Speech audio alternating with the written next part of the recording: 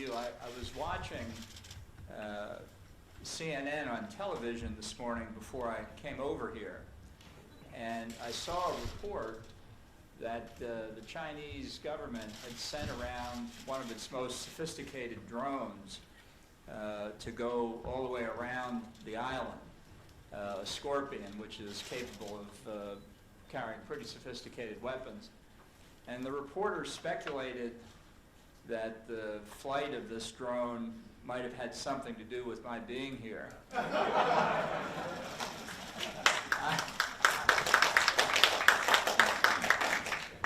I would be honored if that's true, but I think it's really more simply a part of Beijing's overall effort to intimidate the people on this island.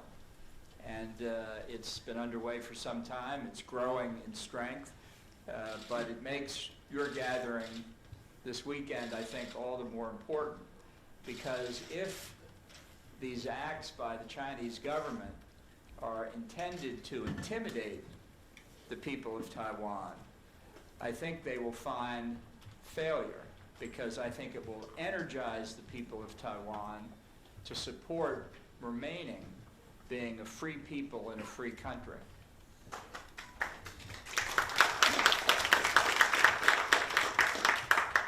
I hope that means the interpreters are keeping up, but I couldn't tell, so I hope that's right. I want to cover a number of points with you this morning, and then we'll have a panel that follows where perhaps other things can be asked in the questions. But to help your efforts on behalf of keeping Taiwan free, I do think it's important to understand that we are now entering a new era internationally. I think the post-Cold War era is over. Obviously, the Cold War ended in 1991, and I think too many people in the West in particular felt that, as they said, we had reached the end of history, that there were no more threats in the world, that the collapse of the Soviet Union meant that we could cut our defense budgets, which we did. And these same voices said that China would not pose a threat to the rest of the world. It was engaged in a peaceful rise, that it would be a responsible stakeholder in world affairs, and that China's development would parallel the development of other successful democratic, market-oriented economies in the developing world. Now, in fact, as to China, the exact opposite has happened. We have a country that, so far from becoming more democratic, has become steadily less democratic. Xi Jinping is now the most powerful ruler in China since Mao Zedong. And if you want to ask about the possibilities of dissent in China, ask Hu Jintao what it's like to be led off the stage of the Chinese Communist Party Congress, one of the most humiliating acts of a political leader I have ever seen. Internationally, China has not been a responsible stakeholder. It has pursued mercantilist policies in what should be a free trade organization, and it has used all of its elements of power to achieve hegemony in the space near China and ultimately worldwide. Even after the attacks on the United States on 9/11, too many people in the West in particular thought we were on a holiday from reality. Growing Chinese and Russian threats were ignored or explained away. Russia attacked Georgia in 2008. Nobody paid any attention. Russia attacked Ukraine in 2014. Almost nothing happened. China militarized the South China Sea, and there were almost no objections. It has made repeated provocations in the East China Sea, most recently directed at Taiwan, and now we'll see what the reaction of the West is. I think the visit of Xi Jinping to Moscow and his meetings with Vladimir Putin really highlight the fact that in the new era we're in, there's a new axis between Beijing and Moscow. Different from the Sino-Soviet alliance of Cold War days, because China is the senior partner and Russia is the junior partner. But it's the axis together with its rogue state outriders like North Korea and Iran and Belarus that make the entire world a more dangerous place. So I think what we need to do in the United States is awaken from this end of history dream that we've been in. And not just in political military terms, but in economic and social terms as well. And what Taiwan needs to do is to think in the larger context of East and South Asia, where the Chinese threat applies to many nations, that the Chinese threat to South Korea, like North Korea's threat to South Korea, directly affects Taiwan as well. In other words, in the new era that we're entering, because of the combined threats we're facing, the threat to Taiwan is part of a larger range of threats. And I know that may sound like that doesn't give Taiwan the prominence it should have. My argument to you is that being seen as an element of a larger threat actually enhances Taiwan's security, because others need to think of Taiwan, not just here on Taiwan or in the United States, but in the wider world. Now, looking at how Taiwan fits into this larger world and how it affects the United States and how the United States sees China, I think it's important to define what the Chinese threat is. And for the United States, I think the threat in the 21st century is existential, as it is to Taiwan's independence and has been for some time. We don't need to guess about this threat. Beijing articulates it almost every day, aimed at Taiwan. Persistent, unceasing efforts to delegitimize Taiwan by extinguishing bilateral diplomatic relations. The repression Beijing has undertaken in Hong Kong, breaching the handover agreement made with Great Britain over 30 years ago, and establishing an ongoing, full-spectrum military buildup with a clear focus on establishing hegemony along the Indo-Pacific periphery, and as I say, ultimately worldwide. The Chinese threat is global. I think it's important to repeat that. For example, the utterly false idea that China could be a broker in the Ukraine war. The example of the Chinese foreign minister symbolizing a new deal between Saudi Arabia and Iran. Joint Chinese, Russian, Iranian naval maneuvers in the Arabian Sea, and the Belt and Road Initiative reaching into Latin America and Africa. And the Chinese threat is economic and social, as well as politico-military. The Chinese have spent 3 or 4 decades or more stealing intellectual property from the United States, Europe, the other developed countries of the world, which they then convert to their own advantage. They have used companies as arms of the Chinese state. Huawei and ZTE are not telecommunications companies. They represent part of China's effort to take control of 5th-generation telecommunications, so that essentially everything that's said over their networks, said or transmitted as data, can be retrieved by China. and used for China's advantage. So when you look at this overall threat that China poses, we can say that, I think with confidence, that Taiwan is what the Germans call the Schwerpunkt, what Clausewitz focused on in his studies of war. This is, on this island, the center of gravity of the Chinese threat.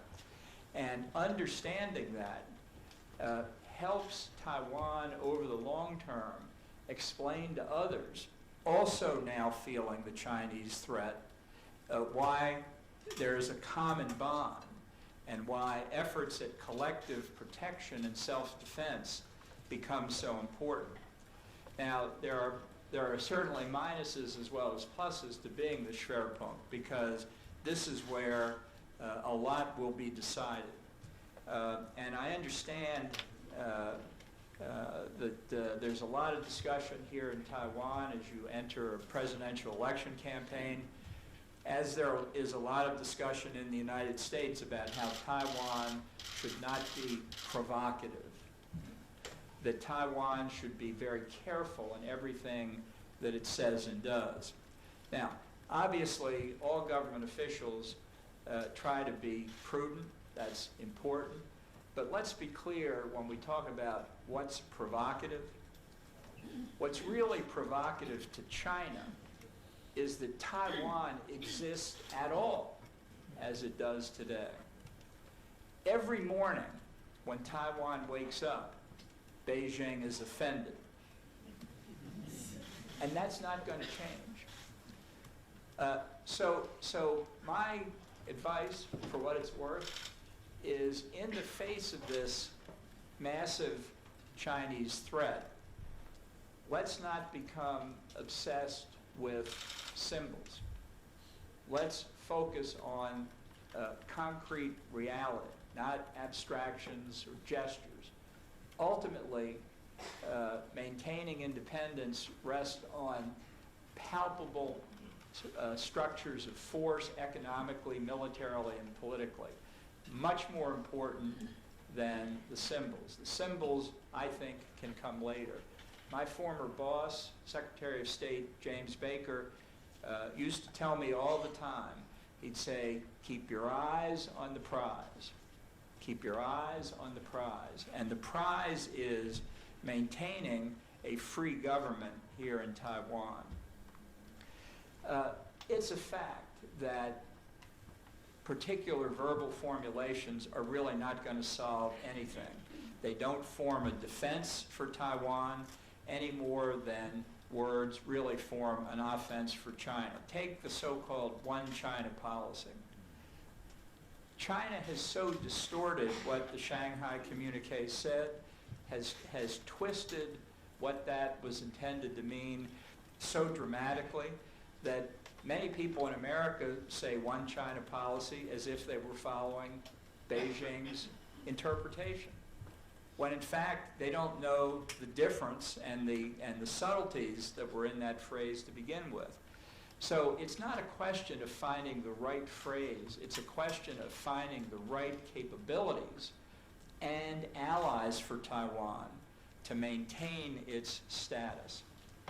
And in the United States today, I want to be clear with you, there is an example ongoing of a people who have been unjustifiably attacked by their neighbor and are fighting back, and that's Ukraine.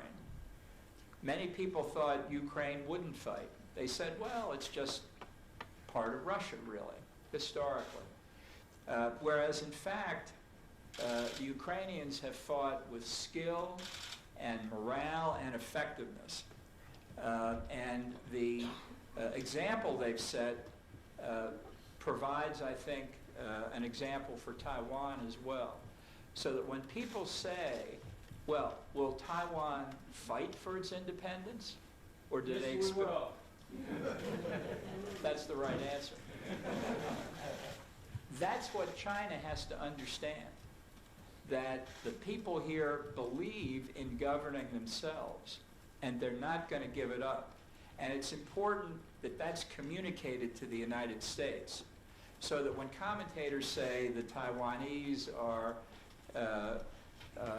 using American support, but they're really not prepared to defend themselves, that's wrong. That's wrong. And that if it came to military action, that Taiwan would fight. Showing that capability reduces the possibility of actual hostilities. By increasing not just military capability, but the spirit that Taiwan believes in its separateness, helps deter China from undertaking military action in the first place. That's why it's not provocative to build up Taiwan's capabilities. As the saying goes, strength is not provocative. Weakness is provocative. And that's what needs to be avoided in Taiwan. We know how important Taiwan is to the United States economically. It's the 8th largest trading partner of the United States, almost equal to the United Kingdom in terms of volume. We know about TSMC and computer chip manufacturing. There isn't any question of the importance of the relationship. But it's important that, that in Taiwan, the appreciation of explaining to the U.S. and others the determination and the willpower here to defend the freedom that you now have. Now, the question in the United States we face is, well, how exactly do we help Taiwan? And there are people who wonder whether the United States itself has the resolve and dependability to be a secure ally.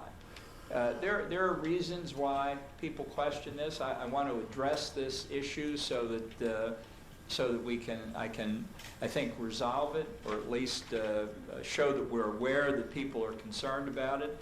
I know that some of it comes from Donald Trump and what he said during his administration, and the prospect that he might come back, which I hasten to assure you I believe is still small. But I recounted in my book any number of times when Trump would hold up his Sharpie pen and he would point to the tip and say, "See that? That's Taiwan." And then he'd point to the Resolute desk in the Oval Office, which is a huge piece of furniture, and he'd say, "That's China." And that's what, in his mind, made a difference. But Donald Trump was an aberration in American political life, and it's not going to be reflected when we get, I think, to the 2024 election. There are doubts about other Western countries. I'm sure Emmanuel Macron, the president of France, didn't win himself a lot of friends on this island when he went back to France after visiting China and said that he wanted to have a global strategic partnership with China. That sounds a lot like an alliance. I'm sure you saw what the Chinese ambassador to France, who said about the lack of independence of the former republics of the Soviet Union. I don't know what it is in France, but maybe the ambassador and President Macron have a relationship and exchanged these views before. I don't think that what Macron said really reflects where Europe is. I think but it shows the work that has to be done in order to maintain Taiwan's strength in diplomatic relations around the world. We all talk about defense spending, for example. The United States spends about 3.25% of its gross domestic product on defense. I have said, and others have said, we need to go back to the levels of Ronald Reagan's presidency, 5 to 6%, to face the threats we see around the world. NATO has a standard of 2%. Secretary General of NATO recently said it should go to 3%, which is in the right direction, although not enough. The Prime Minister of Japan recently said he wanted to double Japan's defense spending over the next 5 years to go from 1% to 2% of GDP, that's a step in the right direction. Taiwan spends about 2.4% of GDP on defense for this current budget year. That's better than the NATO standard, so that's a plus. But if the U.S. is going to 5 or 6%, others have to come up too. That's a reality. Politicians don't like to talk about this, of whatever party, but let's look at the reality we're going to have to face. You know, I would say when it comes to U.S. resolve and dependability, that we are, of course, subject to democratic pressures, no better, no worse than any other country in that regard. But I'd also just leave you with words that Winston Churchill once said. You can always usually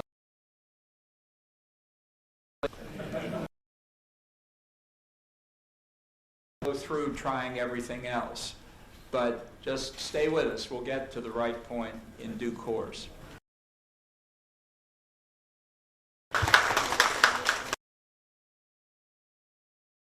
Response threat not yet reached the point. We need to make up for politico-military issues. We have to deal with Chinese economic misbehavior, but we also have to build up new structures of deterrence in advance of the Chinese threat becoming concrete.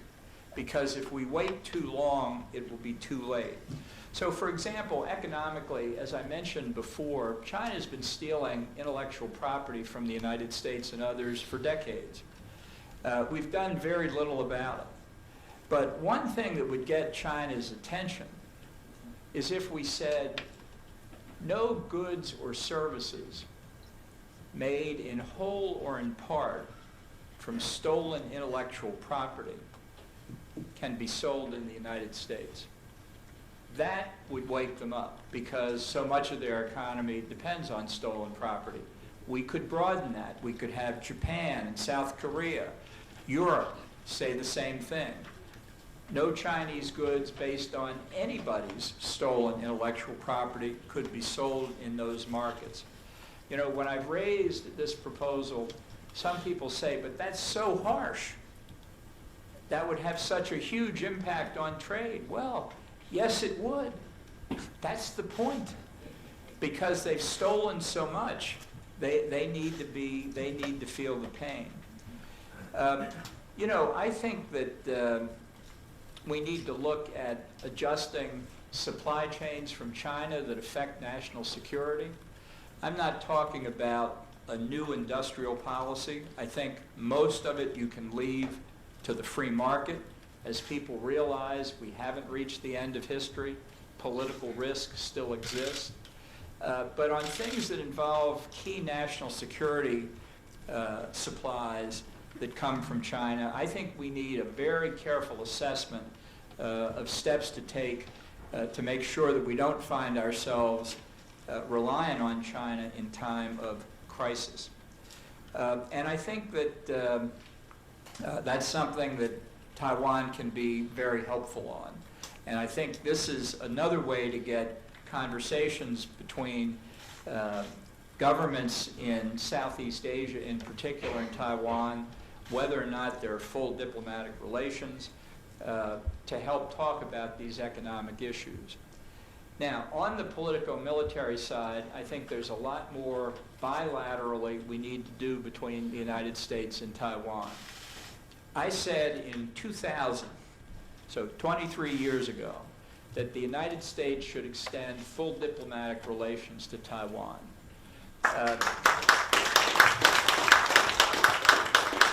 When Taiwan was expelled from the United Nations, George H.W. Bush, who was then the U.S. ambassador, suggested as a compromise that Taiwan and seek the PRC, that we have what he called dual recognition, that Taiwan would keep its seat and that the PRC would take the permanent seat on the Security Council, but it would keep Taiwan in the UN, and it would have allowed the U.S. to extend recognition. That was rejected by both Taiwan and the PRC at the time. That's water over the dam, but it seems to me that dual recognition still makes sense from the U.S. perspective. This would be very displeasing to Beijing. But that, again, is part of the point, because it would show that the relationship between our two countries is fixed and is not going to go away.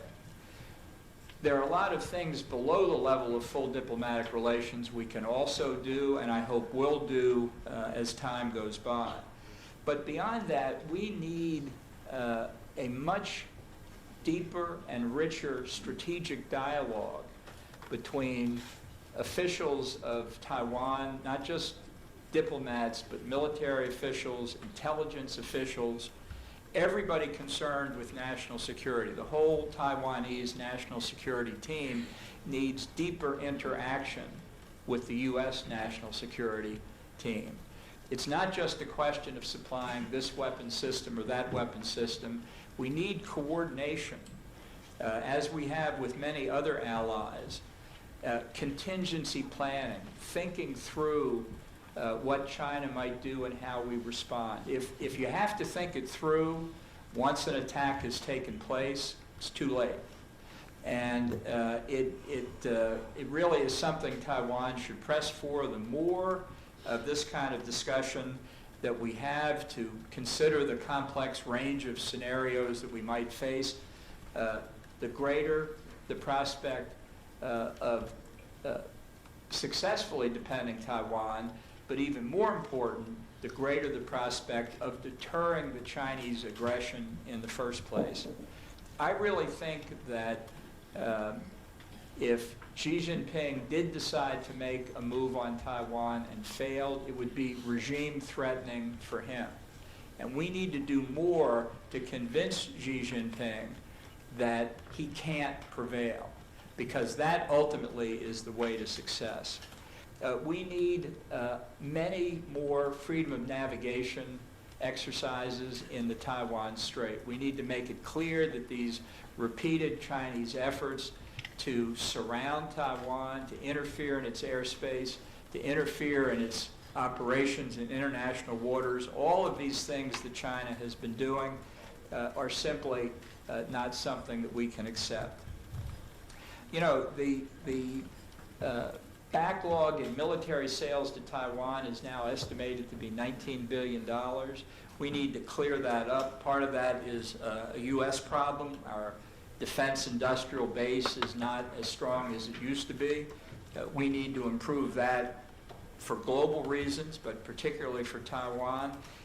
And we need to see that other countries like the European Union also do more to stand up to these Chinese threats. The head of the European Union Foreign Policy, Josep Borrell of Spain, called on European navies also to conduct freedom of navigation operations in the Taiwan Strait, and that's a real plus. And we have to tell China and Russia what the consequences are if they take action against Taiwan, not just in the immediate response, but over the longer term, to basically excommunicate China from the international economic system if it did take military action against Taiwan or attempt to throw a blockade around it. There's much more that needs to be done, not just in the military space, not just making Taiwan a porcupine, but getting more cooperation from other countries in the region and around the world. Because as I said earlier, the more Taiwan is embedded with other countries in collective security, collective defense efforts, the lower the likelihood that China will take military action. For example,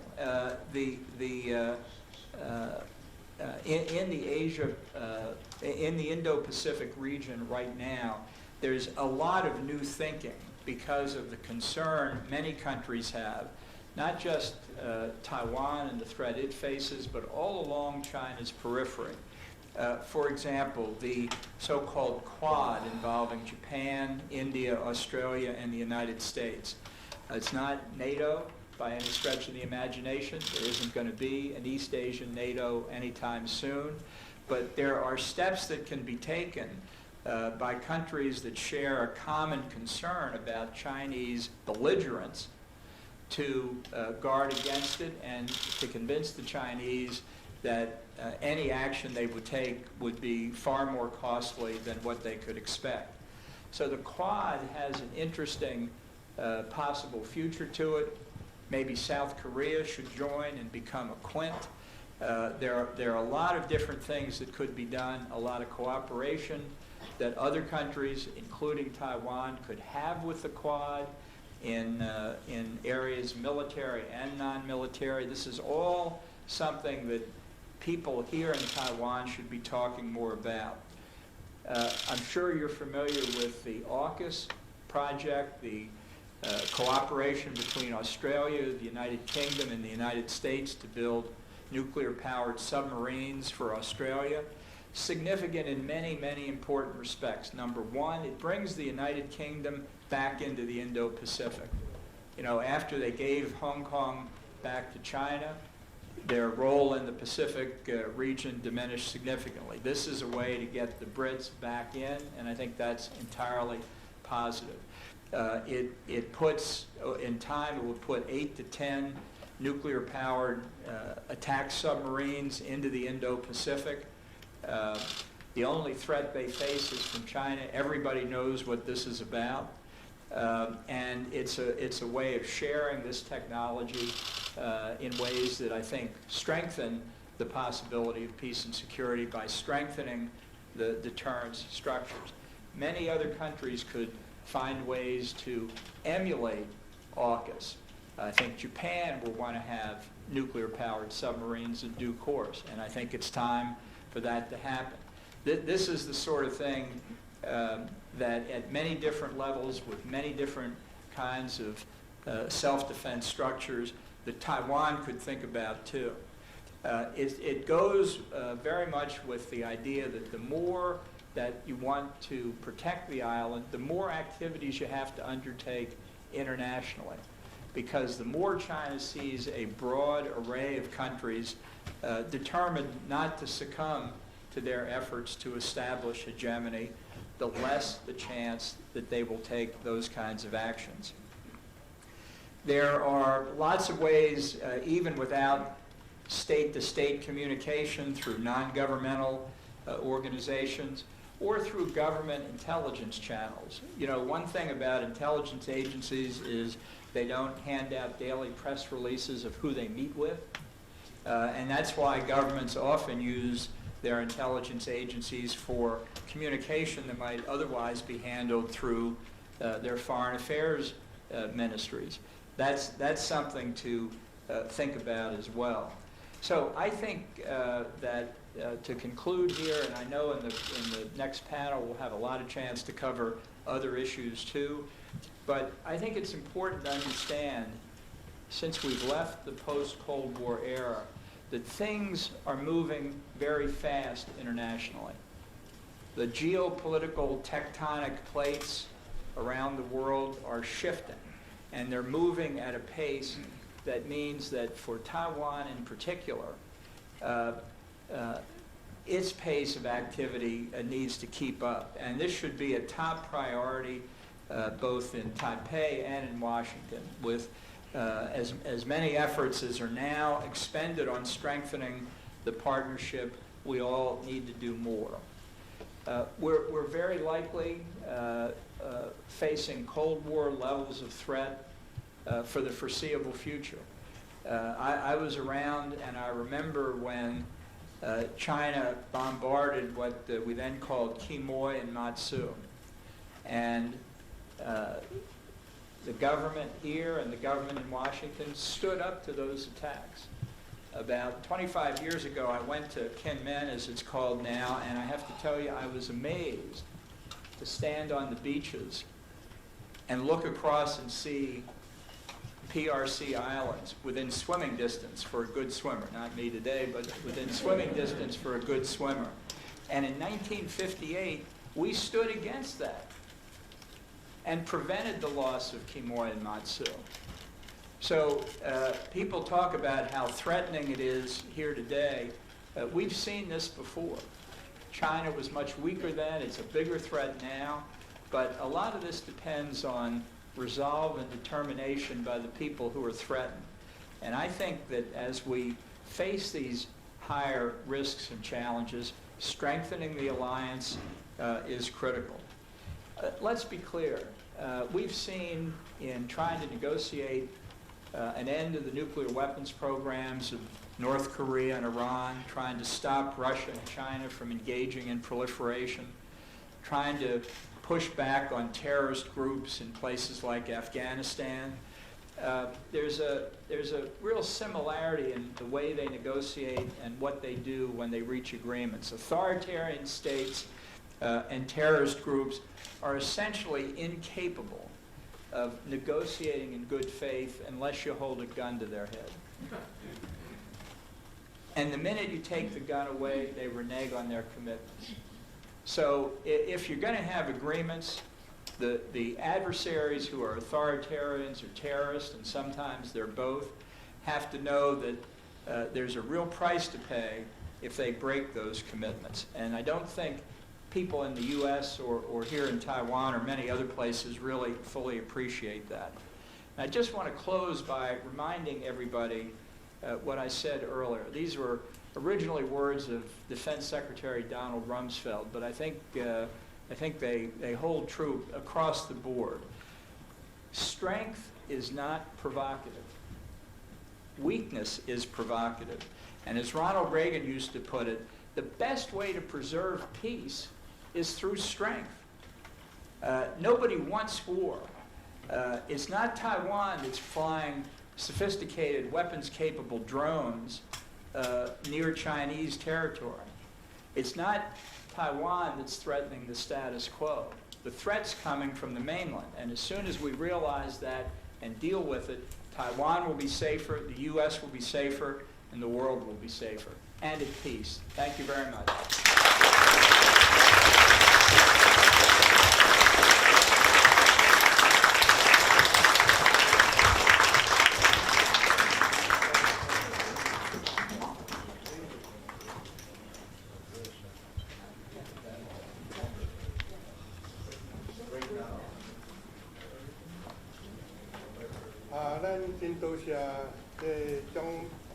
Ambassador John Bolton 和咱这里精彩演讲，咱嗰种拜华邦国家来讲，谢谢。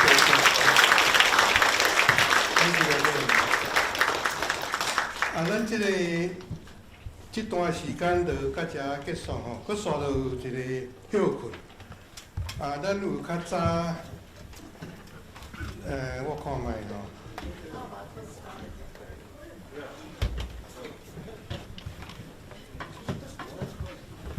好，